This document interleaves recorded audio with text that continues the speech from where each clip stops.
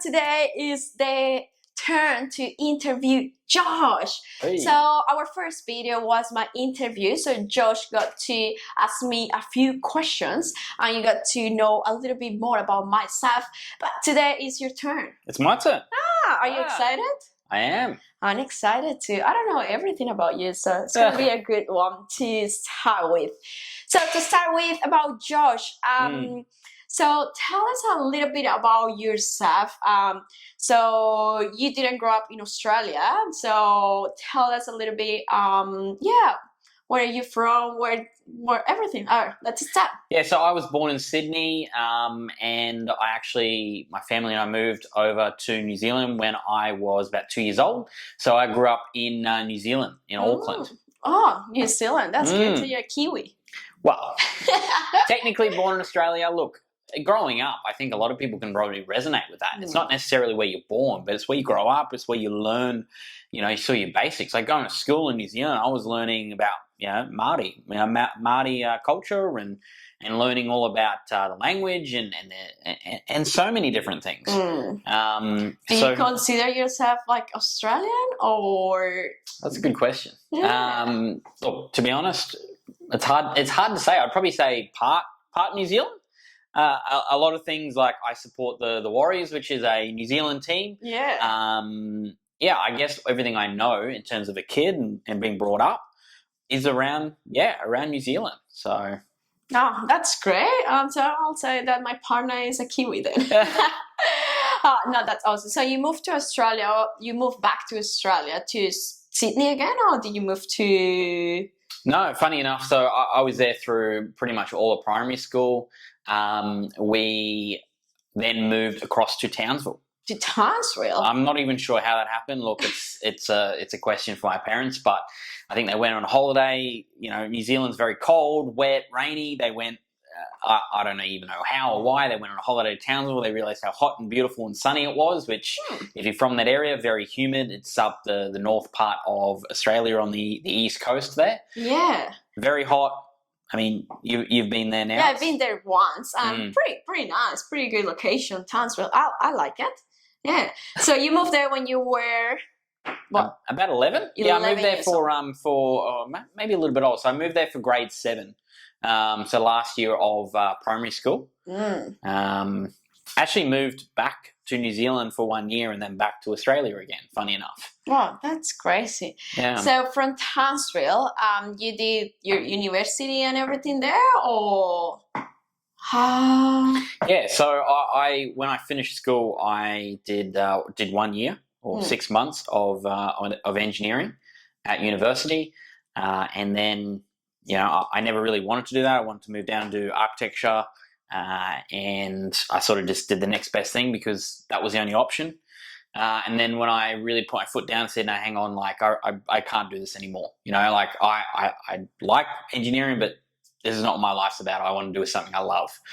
So I said, no, I'm going to work my ass off and save all this money, and I'm going to come down to Brisbane and study architecture. So you moved to Brisbane just because you wanted to follow your dreams of like being an architecture. Yep. So that's how you ended up in Brisbane, just because you wanted to study architecture. So you started again like architecture in Brisbane. Did you actually finish your career as an architect?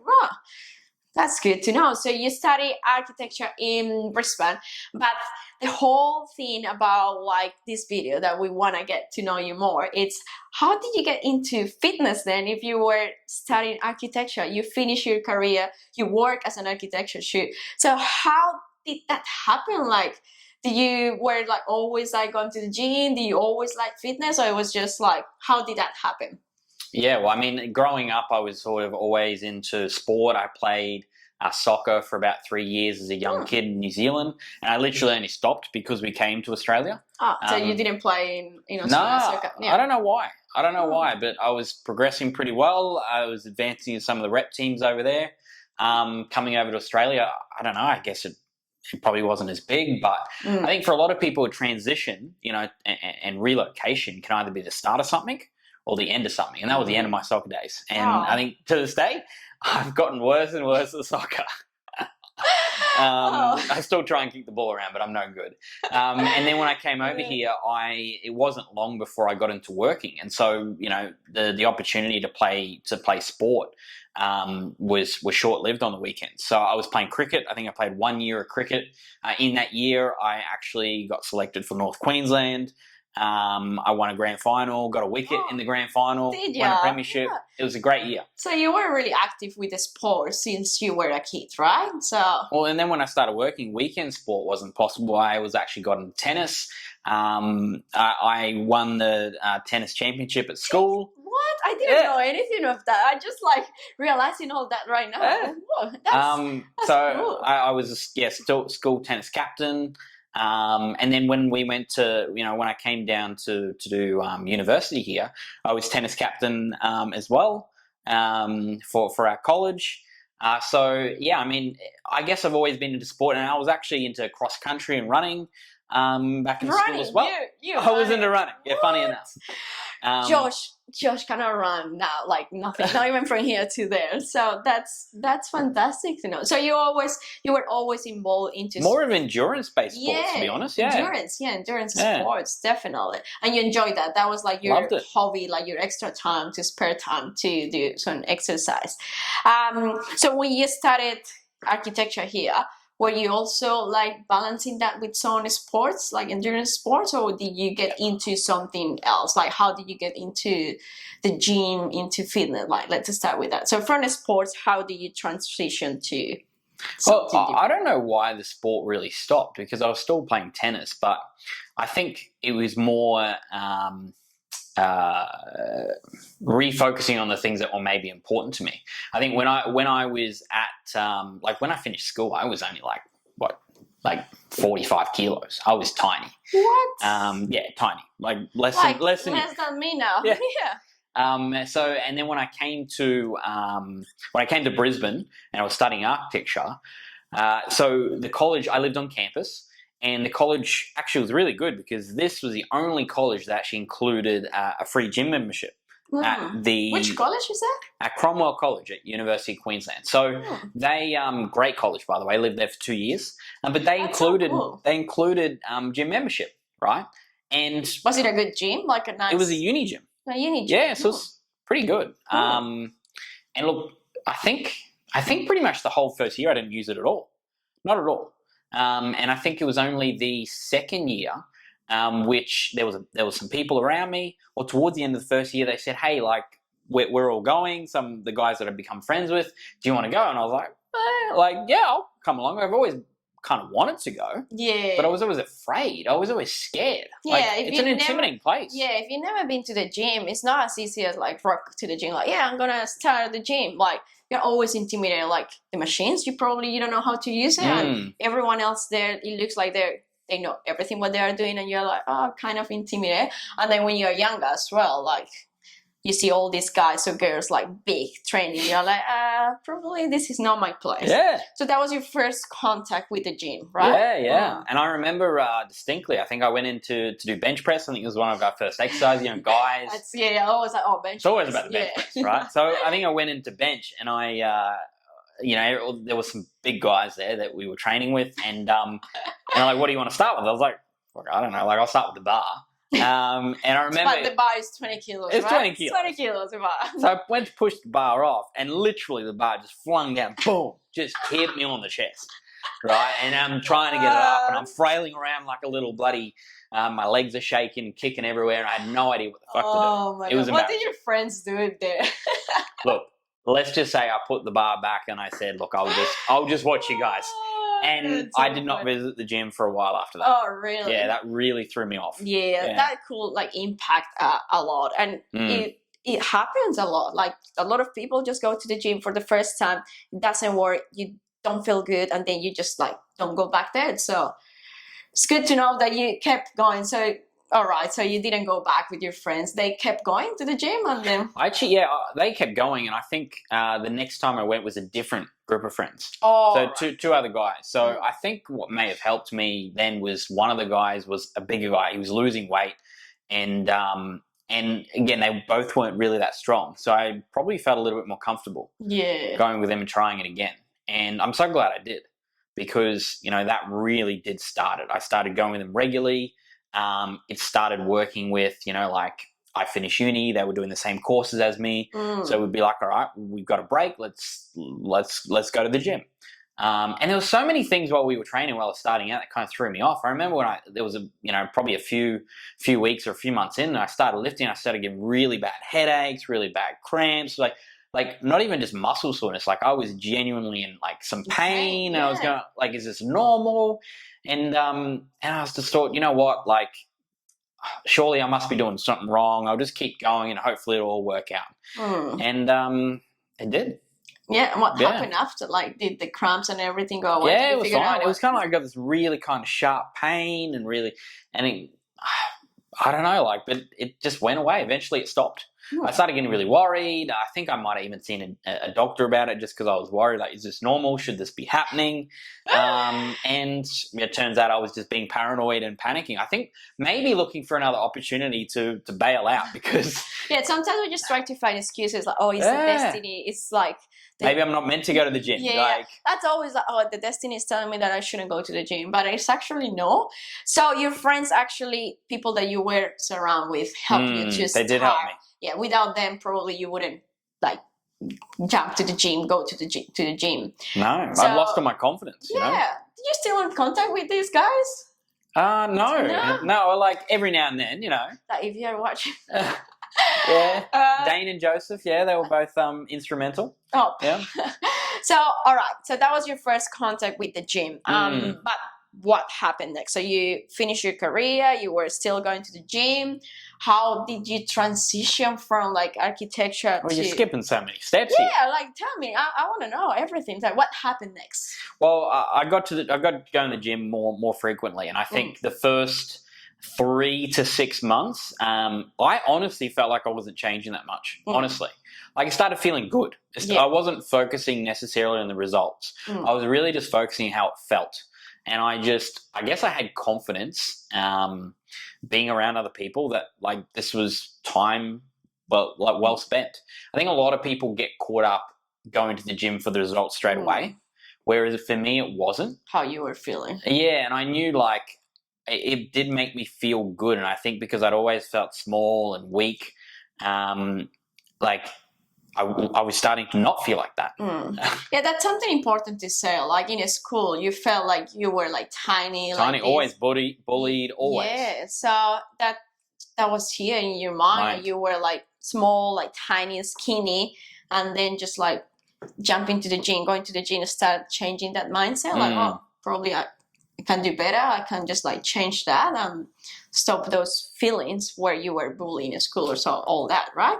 Yeah, it made a big difference. And I think like I started getting some comments from people around the gym. They're like, fuck, I've seen you around a bit. Like you've changed heaps in the last 3 months. And I was like, I'd look around and someone would be like, oh, your shoulders, your arms. And I'd be like, wow, they look the same. Like, what are you talking? I'm still skinny. I'm still like, fuck. But I wasn't so fixated on the results. I was like, I don't know what you're talking about. Like, I'll keep going. Like, thank you for the compliment, but like, I don't see it. Yeah, so you were feeling different. You were feeling but different. You couldn't see that. No, right? I was so naive. And I think it was probably, that was 3 to 6 months. And it was probably maybe after 12 months where I was like, I think I'm looking a bit different. After a year, see? A long time. We are like the biggest judges, and I always say that. Like but without consistency, if you just like quit because 3 months later you didn't see results, then you probably wouldn't be here right now. Definitely wouldn't be here. That's consistency, and also like you keep pushing, and then after a year you weren't just focused on the results, you were focused more how you were feeling and all that. And after a year you were just more conscious about say I'm looking different, right? Well, instead I felt stronger and I felt bigger quicker than what it actually looked like. So it was really about again, how I felt, and having always felt insecure, not very confident in myself. This was almost like an outlet, like pushing the weight and seeing the weight that I was pushing each and every week. I got so fixated on that progress. It was kind of exciting. It was addictive. It really was addictive. That's crazy enough. Were you following a program, or were you just like going with your friends and then just like going with the flow, I wasn't following much of a program, but I did have a really good contact at the gym, actually, a young guy he was studying exercise science, and I just became, sort of friends with him, talking with him. I think he gave me a compliment, and then he sort of he actually started giving me some programs, and that was really helpful, because before then I was probably winging a little bit. I probably won like many people. I went onto bodybuilding.com and I started like going, oh, what's a good program, best program to build? I wanted big shoulders, I wanted big chest, I wanted big arms. I was like every guy there. Did I train much legs? No. Did I train much back? No. Like 5 days upper body? Yes. Favorite exercise was the shoulder press, definitely.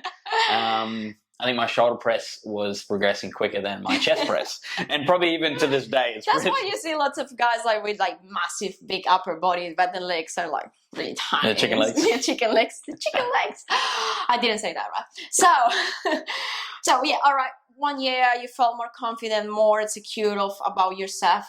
Yeah, what happened next? Well, so progression. I guess I was following more programs from this guy. So a transition from like bodybuilding.com and random programs to having a little bit more structure. And I was like, this is cool. Then I started noticing program to program. All right, this program is more focused on, say, back. And so I did that program. I was like, oh, like I can see that my back was getting stronger. And then I looked in the mirror. I could see the changes. Okay. Like having different programs matters. Now before that, I didn't know. I was like, a program's a program, whatever. Yeah. Like just go in there and do whatever. Yeah, you start like learning more and having more structure, and then you start like seeing results that, oh, this is like that because of that and that. And then you get into all this. That's pretty cool. And then I think what I came across actually was a bit of a challenge. I think I did do a challenge, not too long from that. Yeah. And so what was the challenge about? Like, I think it was like just changing your body shape, like a 6 week, things like that. Yeah, like a 6 or 8 week challenge. Yeah, that's pretty common. Like a lot of people, like they start into the fitness and they jump on this 6 weeks challenge, 8 week challenge, and it's a pretty good like kickstart of like seeing some results, getting into more all this like exercise, nutrition. So it's more than the whole thing, just not training. Yeah. So you did 6 weeks. Like that was after quite a while, I think. Probably it might have been like 3, 4, 5 years. I was part of this community through a friend of a friend, and he kind of introduced me to this Facebook page. There was a community said, hey, you should join this page. Like there's some good information they share on there. Yeah. And so I did. And then, I was like, oh, this content's pretty cool. And then it wasn't too long before, hey, we're about to run our next challenge. And I thought, oh, well, this guy seems pretty knowledgeable. And that's honestly where I learned all about calories and macros. So that's how you started with the calories and macros, doing the challenge. Yeah. This whole idea, I was eating, healthy. I was focused on stir fries, oats and eggs for breakfast. Everything was very, very just like, this is a healthy meal. This is a healthy meal. I was probably under eating significantly, right? And so when I started to learn about calories and macros, I was like, hang on, like, this is all new. I used to think, this was at a time where If It Fits Your Macros was all starting to become really, really popular. I was like, this is bullshit. A calorie is not just a calorie. These guys are crazy. If you eat chocolate, it's not the same as eating, this same food. They're different. And I'd done so much reading and research at that time as well. So that was in which year? Like that's back to. That would have been. I can't even think about how long ago that was. That would have been 2007. So just 2008. Yeah, maybe? just put this in context. Like calories and macros, they're always been there, but never been like as much as now. Like now we have a lot of information, but back in that time, probably like calories, macros, bodybuilding wasn't like a big thing. So it wasn't a lot of information out there about like all these macronutrients and all that. So you get into like reading more, researching more, because you get really. It would have been more like 2009, 2010. But anyway, yeah, like we're talking like over 10 years ago. Yeah, for sure. Like now it's like you have lots of information, but before it wasn't like that. Not at all. Yeah. Not at all. So that really helped me. And it really, like, from doing that challenge, I realized how quickly my body could change, having more specific. Like I had like a specific program. I had a specific, calories and macro targets worked out for me. And I thought, this is like cool. This is cool. Yeah. There's more I can do here. And of course, from there, I started researching, reading all the time. And I was just like, wow, I was like a sponge, just absorbing all this information, going, I need to find out more. I need to find out more. I need to find out more. What is this? Like, is a calorie a calorie? Is this guy just like smoking weed, or like is he actually like making sense? I didn't know what to believe, right? And so I kind of did a few challenges back to back. He sort of ran. Oh, so you did a few ones after the first one. Oh, okay. He ran 1 or 2 every year, and so I did a few, and it was cool because he was doing the challenge at the same time, and so I think like that was really motivating. You kind of, I feel like you believe it more when the person running it is kind of like practicing what he preaches. Yeah, definitely. It's not just like, oh, you have to do this and that. Like he was actually doing it as well with you guys. That's pretty cool. And then, so you kept your architecture careers at the same time while you were doing all this challenging, and then becoming more or understanding more all about calories. And he actually ran this challenge. So the last challenge I did was, there were always like 6 or 8, and then some were 10, and then some were 12, and then he ran one that was a 16-week. 16-week. And this was the one that changed everything, because I started this one and I got about halfway through, or 10 weeks through, and I was like, wow, like I know this information I've read now, I've done lots of challenges, I'm more experienced in all this sort of stuff that I've been reading on and experimenting with. And I thought, hang on, like this is 16 weeks, I've still like got all this time left. Like I started almost thinking ahead and going, well, what's next after this? Yeah. Like once I finish this, what's next? And this is where a lot of things started to come up about competing. And I started to hear and read about the idea of competing, and they say, competing in what? Like bodybuilding, yeah. Yeah, and a lot of people were saying like, hey, like, it's usually like a 15 to 20 week prep. And I was getting close to the end of the 16-week thing going, well, hang on, like I've nearly done 16 weeks. Like, and I was starting to like look really cool, get lots of compliments, and I was going, fuck, maybe I should give this a crack. Like, just do one. And just see like what happens. Yeah. I mean, fast forward, like I then started to seek out a coach and all that sort of stuff. So you start searching for a coach to do a bodybuilding competition after the 16 weeks that you did there. All right. So you did the 16 weeks challenge, and then you find some helps, a coach to help you to go to bodybuilding competition, to your first bodybuilding. Yeah, because I think that must have been end of 2014. Or maybe mid 2014 that it finished. And then I ended up competing in May 2015. So I looked for a coach, sent out a few messages, and lo and behold, I actually got a sponsorship. So I applied to get sponsored by someone who was an up-and-coming coach. He took me on for 20 weeks, and I went through that process. And I got even more specific programming and more specific nutrition. Yeah, more specific to be able to compete at big stage for a bodybuilding.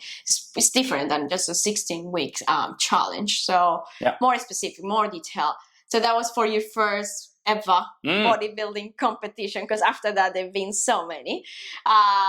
So you did 20 weeks there. Yeah, that was a 20-week prep, and honestly, like I said, it was just like, well, I've done this, what's next? That was the thought process. It wasn't like I want to be a bodybuilder, I want to be any of this. It was simply like, what's next? Like, I'm loving these manipulations, I'm loving seeing what the body can do, I'm loving the progress. Like, fuck, what's next? I was just thirsty. I was thirsty for more. So, but what happened with architecture? You were doing all this at the same time, like finishing your career, right? Yeah. So what happened? Did you finish it? Like, did you do both? Like, did you finish a career and then you were doing the bodybuilding competitions? Well, what happened after? So I competed the first time, right? And the goal when I competed, so I'm still working architecture at that stage. The goal when I competed was like, hey, I just want to get a call out.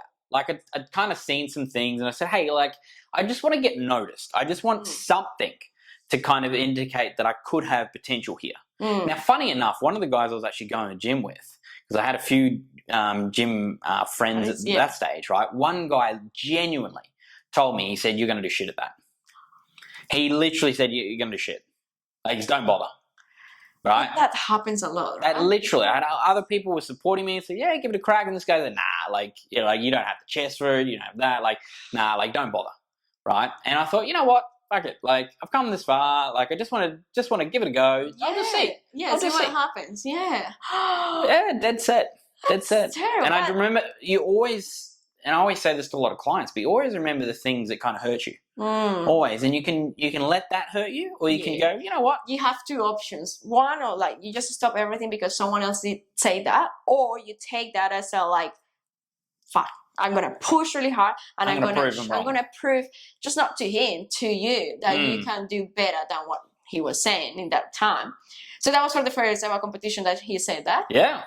So then I went through this process. I stepped on stage, and what happened on the first competition? So I did 4 divisions, and I placed in 3 of them. And the 4th one, I got a call out. So I got a call out in every one, which I was like over the moon about. Yeah, for the first ever competition, there, for sure. So yeah, no, I think I got what did I get? 2/3. 2/3, a 4th, and I got a call out, which was like top 6 or 7.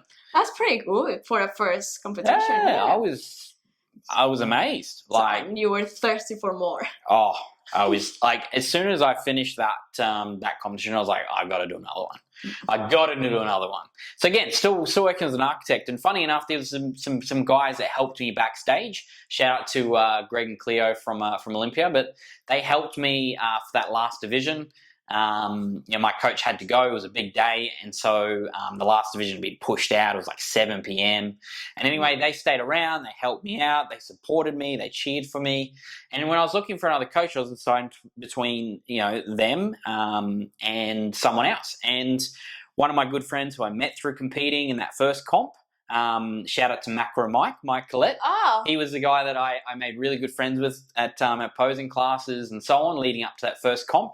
He chose Hold Your Own, and I chose Olympia. That's great. So Greg and Cleo, they were like a big thing for you in that. Massive. Yeah, because like they help you for your last show, for your last division there. Without that help, probably things wouldn't change the way that they are right now, right? So you choose Olympia, like those guys, for your next competition, right? So I started that, but at the same time, I was so excited by everything that was going on. I started studying. What did you start studying? So I was studying nutrition at the stage, so diploma in nutrition. And then I got involved in Olympia, or the Olympia Pro team at through Greg and Cleo, and so what's Olympia? Because probably not. So it's a gym in Brisbane. So they had a team called the Olympia Pro team. They kind of took me in, and I started getting involved in it. I said, I don't want to compete for probably like 2 years. I want to get really big. I want to do this, and I want to see, like, I want to really give it a hot crack now. I want to win, right? And I started competing. I started like getting involved in that, and then I remember Cleo saying, like, you're going to compete like in the next 6 months. Like at this date. And I said, oh no, like I want to wait a little bit longer. She goes, no, you're ready. Like, you're ready. And so, like, it wasn't long before I went into another prep. You need that support. You need that person behind sometimes to tell you, you know what, you got the potential, you got this, just do it. Because without someone else telling you, like, you're ready, do it, like, probably you wouldn't jump on the stage like pretty soon, and you would just wait and push that back more and more and more. So that was a good, like, push to say, like, you're ready, do it. Yeah. And that time that I was there, pretty much, I think I competed exactly a year ago from the first one.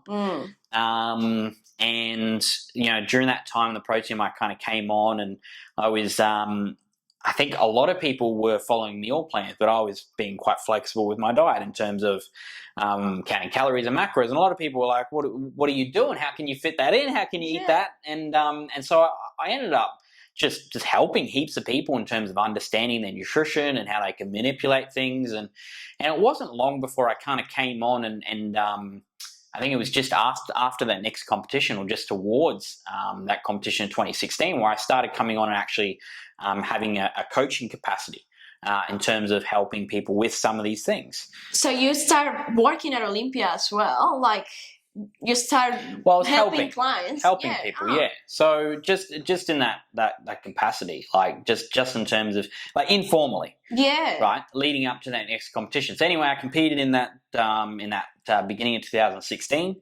and yeah, it was a really cool first competition. I won. Oh, did you? So how many divisions do you do? In that one, I did a few, I think, but I did fitness and physique. But I won I actually won fitness, but then in the fitness overall, I just lost out to James Clowes, a very nice guy. That was a very close overall, and then I went into physique overall. Really cool. I was versing Joey, who is now my coach. That's crazy. And won the overall. Did you win the overall for that? Oh, but you were actually working more towards the I was working at that stage. I was working more towards physique. The categories were quite different back then. You know, I was told that I was a little bit too big for fitness. And physique, it's changed so much since then. But yeah, one overall, it was amazing. And to be honest, that moment was the moment where I truly felt I was like wow.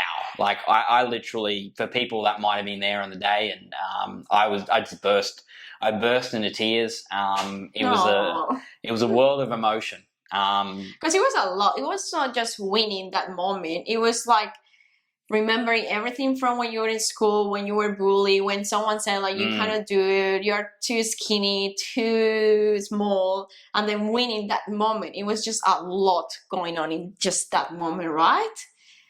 Yeah, it was so much. It was more about the belief that I finally had in myself. I think that was it. And I think honestly, like, I don't think I've ever had a moment like that in my life before. And I'm sure, you know, other people can probably relate, but it was a moment where everything just kind of clicked. That's a game changer for you. It was a game changer from that moment. Yeah, and it wasn't the win. It wasn't like the win itself. Like, yeah, it was everything together. And I think from that moment, things drastically changed. I did kind of come on as an actual co-coach not long after that. Did take on more of a formal responsibility. I think I was studying personal training at the time. Fitness. I was still studying nutrition. So I started taking on more of a co-coaching responsibility again. Like, so blessed with the opportunity from Greg and Cleo for that. And honestly, I think it just came from a place of wanting to help people. Like, I loved helping people. I loved like saying, hey, you could do this better. Like, you could be better. And so you find that inside you, like a passion that you probably didn't know that you were good at, and then that you were helping people, and then with all your knowledge, but at the same time you were helping, being a coach, but you were still working as an architect. Still working as an architect, yeah. So I finished personal training. The course, yeah. Yeah, the course. I was finishing up nutrition modules. Still working. So I was doing and then, you know, fast forward, there was an opportunity to sort of take over the pro team. So that opportunity came up, and I just, you know, at the start I was like, yeah, of course, that would be great. So the pro team was like, they were just working for like people, helping people as a bodybuilding, like for the bodybuilding specifically bodybuilding. So Olympia is a gym, but the pro team was just like this team, part of Olympia, just working and helping for bodybuilding. Yeah. All right. Okay. Yeah. Yeah, there's a lot to understand and unpick there, but there was an opportunity, and you know, I took it, you know, and that was me and my partner at the time. We took over that opportunity. There was a lot of risk involved. It was you know, it was a difficult thing to do, and at the time I was going to keep doing architecture, and there was literally a moment. How do you split up time? Like, full architecture is a full-time job, right? Yeah, and I was doing that for a period of time. So full-time, office hours, but also you were like, how did you manage that? How did that happen? Wow, crazy. Yeah. It was an opportunity, and I guess I still liked architecture. I really liked what I was doing. But I liked, obviously, this opportunity was coming out, and there was literally a moment. I remember driving home, and I was just like, you know what? I'm going to go all in. All in. I'm going to go all in. I literally just had a moment, and I was like, Josh, this was no one else talking to me. It was just like, it was literally just me and my own thoughts, and it's just like, I got this. I'm going to go all in. And that's literally what I did. I said, I'm going to give up architecture and give this red hot crack. I don't know what it was. I don't know. I can't pinpoint any special thing that happened. I think, honestly, like, if I think back now in hindsight, I can say, like, I just felt so supported from Greg and Cleo. They believed in me, and they genuinely believed that, like, I can do something special with this. And I think, it made me believe that I can do this. And obviously having a partner that was ready to go all in as well. I think that obviously helped a lot. That was a big game changer for you, because massive. like quitting and leaving architecture to go like full on, like just taking the protein and starting just working on that, right? So it was huge changes from architecture, a full-time job, to like fitness industry, to bodybuilding, to nutrition and all that. That's scary at the same time. But you took there was the opportunity. there was a time I was doing all three. I was doing personal training sessions. I was working as an architect, and I was running the pro team. And remember that the pro team at one stage we had 20, 30, 40 people competing in a season, let alone all the people that were in off season. So it was very it was very challenging, and I think ultimately I realized my time was so stretched, and I realized what I was actually loving, and I was like, you know what, I like architecture, but I love this other stuff, and I can see the potential here. And so I said, I like we say all the time, you can't juggle too many things. You have to really decide what are you going to go all in. And so eventually gave up architecture. And I guess, fast forward probably a few years of personal training, and COVID coming up, there was an opportunity to go, you know what, I still can't juggle these two things. Personal training and the pro team, there's too much to juggle. You took the opportunity. You took the huge opportunity here, and then you jumped to just like working both, like personal training, the protein with the bodybuilding. And then when COVID hit, that was like big changer again, like a big Massive. game. Yeah. So then in that moment, like we couldn't go to the gym, like because the gyms were closed, so everything become more like online and all that. And that's where everything changed as well for you, right? The problem was there. We were doing everything in Olympia. We were doing in-person catch-ups. We were doing in-person posing. Everything was about the community that we had. Face-to-face, everything. And it was all bodybuilding, 100% bodybuilding. And look, COVID happened. We were forced to change the way that we worked. Again, my partner and I were both personal trainers at that gym. We then didn't have a job, so to speak. During COVID, we were doing some minimal hours with them, and we thought we've got to keep these clients going somehow. Like, we didn't know when COVID was going to end, or the competitions have been cancelled and pushed back. We literally just went in and thought, what's the number one thing we need to do? We need to look after our clients. And client care, we started, doing phone calls, video calls. We started just doing all this stuff to make sure the clients were looked after. And I think we fast forward through that process, and we have to say that was the best thing that ever happened, because it forced change. And instantly, not instantly, but through that process, we started attracting and realizing the opportunity to attract clients that weren't just competitive. Because we get a lot of people that were saying, hey, like I want to look like I can compete, but I don't want to actually compete. Or I want to see what's possible. Maybe one day I'll compete, but I just want to, you guys can clearly get people to compete. So maybe you can help me, look good. So you were attracting more clients that because you were showing results with the bodybuilding. So you were getting more clients, but they're actually not competing at that time. Yeah. So with all the COVID things, like COVID, you had two options by then. Like, it was an obstacle for a lot of people, but for some other people, they took this as an advantage to change, to actually transition and do better and find a solution. And then you found that solution, right? To become more online, to do everything like video calls. How did that, was it easy to transition from face-to-face to online everything, or? It was I think because we didn't overthink it. I think it was because it was through a need. We needed to change. There was no other option. No, we already had such a good connection with our clients in person. So I think that connection and that willingness to keep them engaged and keep them on track with their goals meant that we just automatically found a way to keep that connection going. And to this day, that's still a cornerstone of what the pro team is all about. It's all about, truly personalized coaching, making sure that, there's a lot of connection, there's a lot of one-on-one, there's a lot of focus. And so I think that's something that had a huge positive impact on things. Obviously, COVID then more or less passed for us here in Australia. It wasn't that long for us here, maybe 8, 10, 12 weeks of lockdown.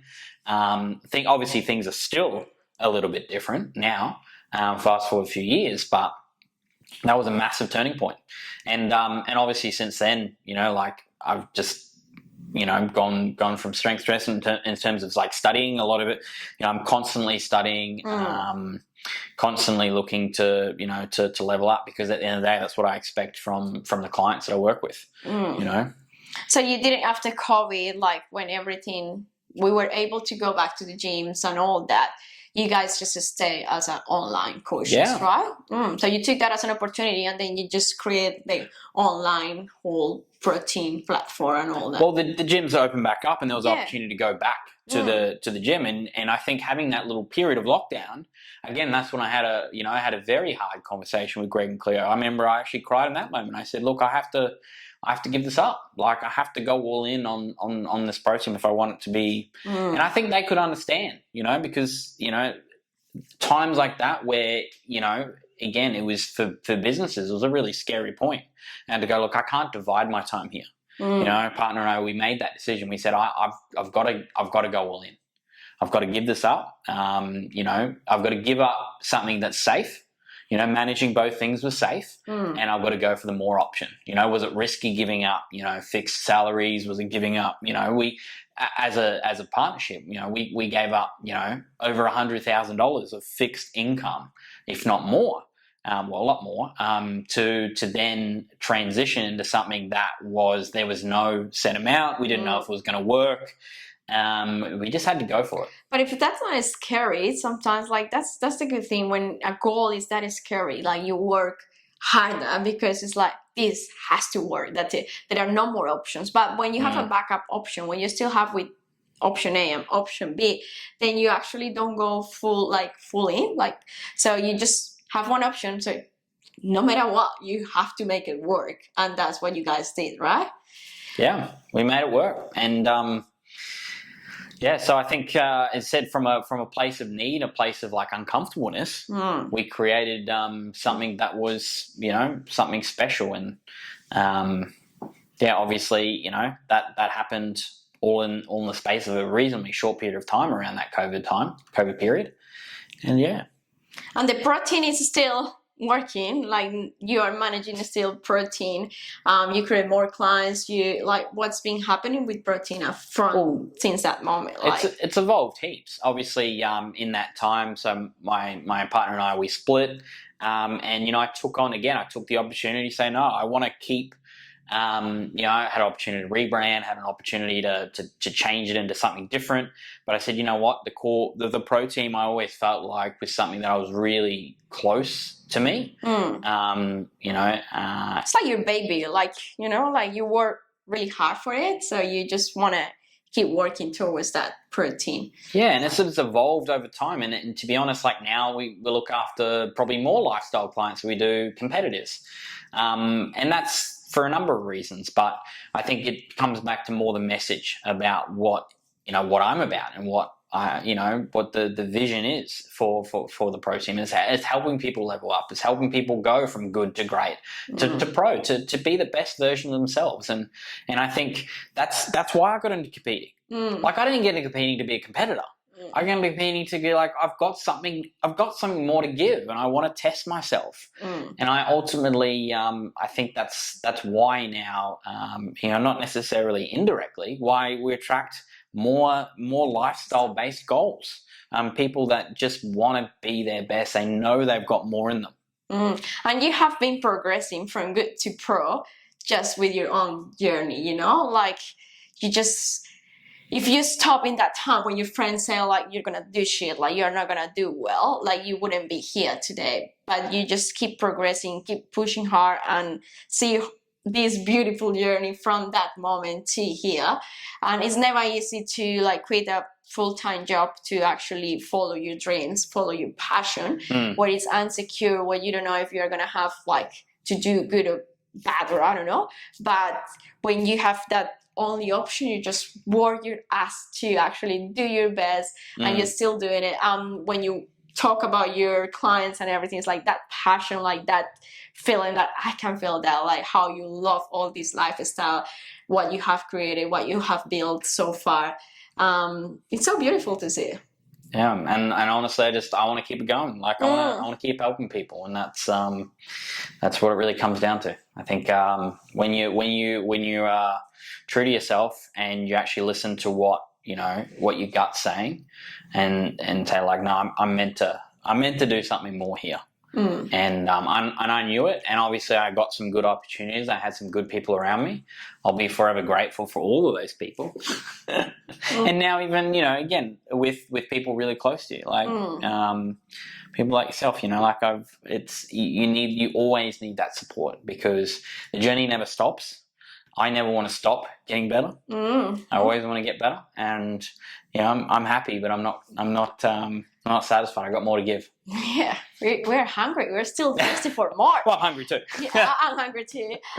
But to close this, I just want to ask you, how many bodybuilding competitions have you done? 12. So 12 bodybuilding competitions, from the first one that probably you were going to do shit, and then you did 12 bodybuilding competitions, and probably there are going to be more in the future. You never know. Yeah. Could happen. But that's the thing, to keep pushing yourself to work towards something, to be passionate about what you love, and do it for the right reason. Do it for the right reason. I always say, like, I would only ever pick my next competition or stay competing if I think it's going to make me a better person. If it's not going to make me a better person or push me closer to where I want to be as a person, then I'm not going to do it. And while it still serves me, then I'll keep doing it. But I'm not a competitor. I'm someone that competes, but I'm not a competitor. That's good. I love your journey. I think that I got to know you a little bit more with this interview, things that I didn't even know, guys. So I shared it all. Yeah, you shared it all without boundaries. Like, you say everything here, and that's good. So I hope you guys like this video. Now we know a little bit more about Josh, about me. We're still gonna share more content. What do you want to say to finish off? Oh, look, I just hope this helped at least one person. If it's done that, then it's been worth it. I think we can all hopefully learn something from reflecting on our own journeys and hearing others as well. Like, it's never easy. No matter who you are, we always go through shit. There's plenty of things that I didn't even mention. Maybe another time. But I think, I just hope this is, sort of inspires and motivates, you to get off your ass and go and chase what you always wanted to do. Do it. Do it. So if you haven't subscribed yet, don't forget to subscribe in that link below there, and stay tuned for the next video, guys. Can't wait, guys. See you later. See you later. Boom. Voila.